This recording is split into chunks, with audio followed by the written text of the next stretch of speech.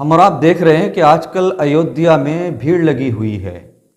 एक तरफ राम मंदिर के उद्घाटन की तैयारी है, तो सनातन धर्म से ताल्लुक़ रखने वाले लोग वहाँ पर तैयारी कर रहे हैं। तो दूसरी तरफ जो मस्जिद की ज़मीन दी गई थी बाबरी मस्जिद के बदले में अयोध्या में, वो बन रही है, तामीर हो रही है। तो उसके लिए महफ़िलें की जा रही हैं।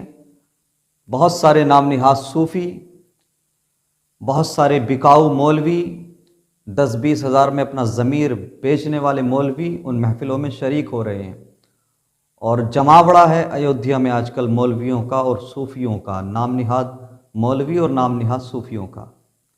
और वो मस्जिद को लेकर बड़ी बड़ी बातें कर रहे हैं कि हम ऐसा करेंगे और वैसा करेंगे, ये करेंगे और वो करेंगे, जबकि उन बेगैरतों को ये पता ही नहीं है कि इस मस्जिद का शरई हुक्म क्या है, इसको मस्जिद भी माना जाएगा या नहीं।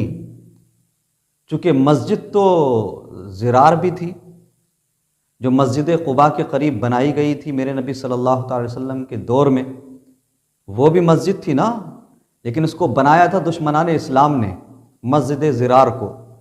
मेरे नबी सल्लल्लाहु अलैहि वसल्लम ने ख़ुद हुक्म देकर उस मस्जिद को तोड़वा दिया था, चूँकि वो मस्जिद नहीं थी।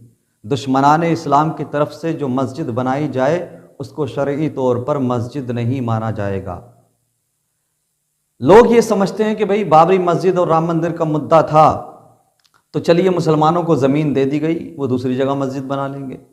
अरे भाई, मुसलमानों के पास मस्जिदों की कमी थोड़ी है, हज़ारों लाखों मस्जिदें हैं। मसला ये नहीं कि हमें एक मस्जिद चाहिए थी या हमें मस्जिद की ज़रूरत है। मसला ये है, मुसलमान जो इतने पुरजोश थे और वो चाहते थे कि वहाँ पर मस्जिद बाबरी रहे, उसकी वजह ये है कि इस्लाम में ये चैप्टर मौजूद है, इस्लाम के अंदर ये कॉन्सेप्ट है अज़रुए शरा कि जो एक बार मस्जिद बन जाए वो हमेशा मस्जिद ही रहेगी, उसको कुछ और नहीं बनाया जा सकता, ना ही उसका बदल हो सकता है। जो मस्जिद बाबरी मस्जिद के बदले में बनाई जा रही है, उस जैसी हज़ार मस्जिदें, लाखों मस्जिदें बना ली जाएं तो वो बाबरी मस्जिद नहीं बन सकती। चूँकि जो एक बार मस्जिद बन गई उसको बदलना नहीं जा सकता, उसका बदल नहीं हो सकता, और वो हमेशा के लिए मस्जिद ही रहेगी। इसलिए मुसलमान चाहते थे कि वो मस्जिद रहे। ऐसा नहीं है कि मुसलमानों को मस्जिदों की कमी है या मुसलमानों के पास मस्जिद नहीं है। तो आजकल वो जो बेवकूफ़ और कमज़र्फ़ नाम निहाद मौलवी, नाम निहाद सूफ़ी जो आज इन महफ़िलों में शरीक हो रहे हैं और बड़े पुरजोश नज़र आ रहे हैं कि अयोध्या में ऐसी मस्जिद बन रही है, वैसी मस्जिद बन रही है, मैं उन लोगों को बता देना चाहता हूँ, ये हिंदुस्तान के अंदर अयोध्या के अंदर मस्जिद ज़िरार है। और मस्जिद ज़िरार का मतलब समझते हैं आप, जिसको मस्जिद नहीं माना जा सकता। ऐसी मस्जिद मुस्तफ़ा करीम सल्लल्लाहु अलैहि वसल्लम के दौर में भी बनाई गई थी। मेरे नबी सल्लल्लाहु अलैहि वसल्लम ने, पैगम्बर इस्लाम ने खुद उसको तोड़ने का हुक्म दिया था और तोड़वा दिया था।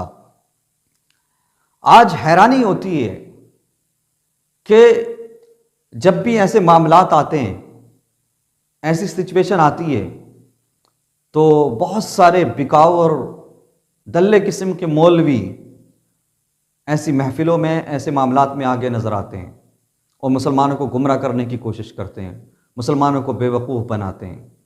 अच्छा, एक चीज़ और बताई जा रही थी, मैं इन नाम निहाद मौलवियों से, सूफियों से कहूँगा, ये उस वक्त चीख के कह रहे थे, अरे भाई चलो नफ़रत ख़त्म हो गई, झगड़ा ख़त्म हो गया हमेशा के लिए, हमारी मस्जिद चली गई तो चली गई, वहाँ मंदिर बन जाएगा, बात ख़त्म हो जाएगी यार हमेशा के लिए। अच्छा, तुम ये कहते थे ना कि झगड़ा ख़त्म हो गया। नहीं, वो झगड़ा ख़त्म नहीं हुआ बल्कि शुरू हो गया। देखा नहीं, एक ली थी तो अब दूसरी ईदगाह मस्जिद, यानी कि मथुरा की मस्जिद, ईदगाह मस्जिद जो है उसकी तैयारी है, तीसरी ज्ञानवापी की तैयारी है। न जाने कितनी ऐसी मसाजिद हैं जिनका सर्वे का ऑर्डर दे दिया गया है और जिनको निशाने पर, टारगेट पर रखा गया है। कहाँ हैं वो लोग जो कहते थे कि राम मंदिर और बाबरी मस्जिद का चलो जो भी फैसला हुआ हमें कबूल कर लेना चाहिए, बात ख़त्म हो जाएगी, अब ऐसे हालात पैदा नहीं होंगे बाद में। कहाँ हैं वो बेगैरत लोग? देखें ज़रा, आज मथुरा के ईदगाह भी ख़तरे में है, ज्ञानवापी मस्जिद भी ख़तरे में है, उसके अलावा न जाने कितनी और मसाजिद हैं, आए दिन हम खबरों में पढ़ते हैं कि उन पर भी अब दावा किया जा रहा है। मसला यहां पर समझने की कोशिश की जाए। वजह यह नहीं थी कि एक मस्जिद दे देंगे तो मामला ख़त्म हो जाएगा, नहीं, ये मामला ख़त्म नहीं हुआ है, ये मामला बहुत आगे तक बढ़ गया है। और हमारे हिंदुस्तान के जो ज़िम्मेदार हैं, जो हुक्मरान हैं, उन्हें शायद यही लगता है कि हिंदू मुस्लिम करने से ही, ये नफ़रत की राजनीति करने से ही हमारे देश की, हमारे मुल्क की तरक्की हो जाएगी। जबकि इतिहास गवाह है, सारी दुनिया जानती है, किसी भी मुल्क की तरक्की रिलीजियस वे पर जाकर पॉलिटिक्स करने से कभी नहीं हो सकती।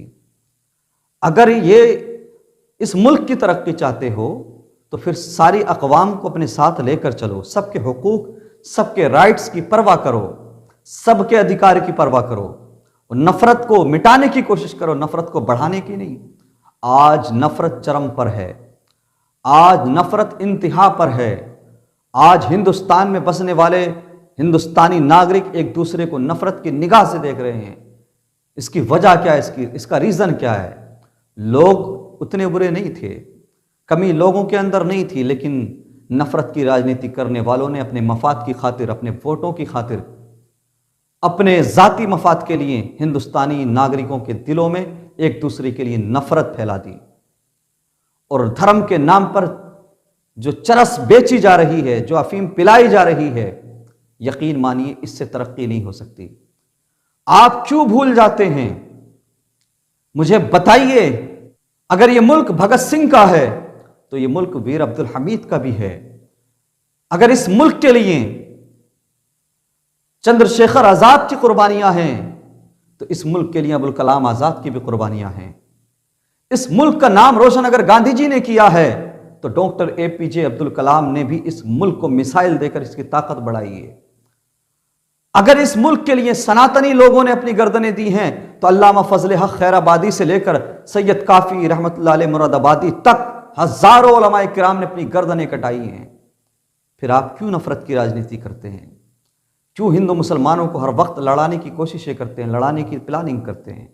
कभी इस मस्जिद का मुद्दा, कभी उस मस्जिद का मुद्दा। क्या है ये सब?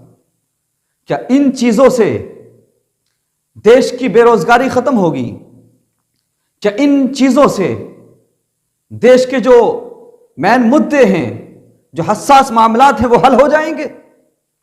आपको परवाह होना चाहिए, आपको यह ख्याल होना चाहिए, इसकी परवाह होना चाहिए कि हमारे नौजवान बेरोजगार हैं, उन्हें रोजगार कैसे दिया जाए, नौकरियां कैसे दी जाएं, सड़कें बेहतर कैसे बनाई जाएं, बिजली को सस्ता कैसे किया जाए, मुल्क की इकोनॉमी को मजबूत कैसे किया जाए। जो आपके नजदीक पूज्य गाय है, जो आपके नजदीक गाय पूज्य है, आप उसको मां मानते हो, पूजा करते हो उसकी, उसके बारे में परवाह करो। वो सड़कों पर खुली घूम रही हैं, उनके लिए इंतजाम किया जाए, गौशाला बनाए जाए, उनको एक्सपोर्ट नहीं किया जाए बाहर, हैं? उनको खुले सड़कों पर इस खतरनाक सर्दी में ठिठुरने के लिए छोड़ना। क्या ये इंसाफ है? क्या ये तुम्हारी मोहब्बत है? इससे पता लगता है सिर्फ नफरत की, अपने मफाद की राजनीति की जाती है, वरना इन्हें परवाह नहीं किसी की। हम तो कहते हैं कि इस मुल्क के मामलात और मुश्किलात को हल करने की कोशिश की जाए। आज भी कितने लोग ऐसे हैं कि जिनके सरों पर घर की छत नहीं है, कितने लोग ऐसे हैं जिनकी जिंदगियां फुटपाथ पर गुजर रही हैं, कितने बच्चों की आंखों में आंसू देखे गए। अभी रिसेंटली यूपी के अंदर जो हजारों की तादाद में तकरीबन 1400 घर तोड़े गए, कितनी माओं की आंखें भीग गई, कितनी बच्चियों के सर से, कितनी लड़कियों के सर से उनकी छत छीन ली गई। आपको इसकी परवाह करना चाहिए, आपको यह हिसाब लगाना चाहिए, ये आपकी जनता है, चाहे मुसलमान हो या हिंदू हो। इनके सुख को अपना सुख समझना चाहिए, इनके दुख को अपना दुख समझना चाहिए। कब आएगा वो वक्त जब आप सीरियस हो जाएंगे, अपने मुल्क की आवाम को सिर्फ वोट के लिए नहीं, सिर्फ अपने जाती फायदे के लिए नहीं, बल्कि उनको आप अपनी रियाया, अपनी जनता समझेंगे। वो वक्त कब आएगा? आंखों में आंसू आ जाते हैं ऐसे हालात देखकर। हजारों की तादाद में घर उजाड़ दिए गए। कोर्ट का क्या ऑर्डर है, हुकूमत का जो एक्शन है, मैं उस पर ऑब्जेक्ट नहीं कर रहा, लेकिन इतना तो जरूर कहने का मैं राइट रखता हूं कि अगर आपने उनके घर उजाड़े हैं तो कम से कम उनको रहने की छत तो दीजिए।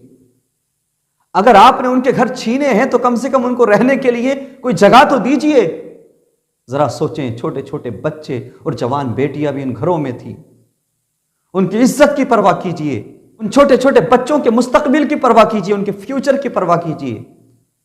अगर आपको लगता है कि वो इल्लीगल थे, आपने तोड़ डाले, लेकिन वो बरसों से बसे हुए थे, तो आपका इतना फर्ज तो बनता है कि आप बदले में कम से कम उनको छतें दे दें, बदले में उनको घर दे दें, बदले में उनको रहने की जगह दे दें। अल्लाह तबारक व तआला हमारे मुल्क की फ़ज़ा और अमन को शादो आबाद रखे और हमारे हुक्मरान को अपनी रियाया के साथ, अपनी जनता के साथ इंसाफ करने की तौफीक अता फरमाए।